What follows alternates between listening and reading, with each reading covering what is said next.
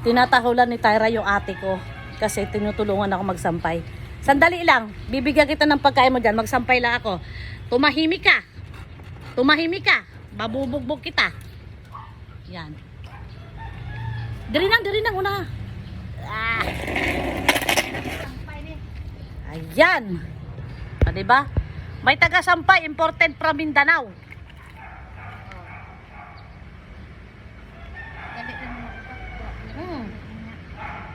Ito yung mga bataan manggusto. Pagkuha namin sila. Maagapan man, kaso lang.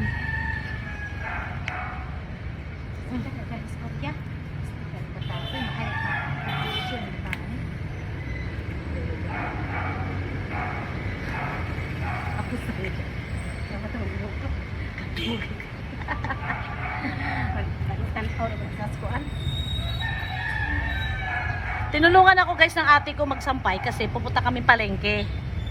Kasi bibilhan niya ng stock yung anak niya ng pagkain sa Kainta kasi doon magstay yung pamangkin ko. Magre-review para sa licensure exam ng pagka-doktor. Kasi tapos na nag-intern. Graduation sa 31.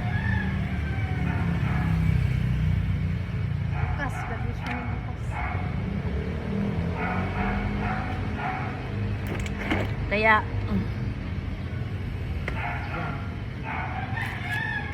bak nanginit si Tyra lagi. Di naman ko niya ginaano kailan na. O, diba? Mabilis matapos. Dahil tinulungan ako ng ate ko. O, ayan. O. Kasi nakalibang ka. Ay, nakalibang. Nakaapa ka ng tae? Wala. Wala. Ayan na guys. Isa na lang ko.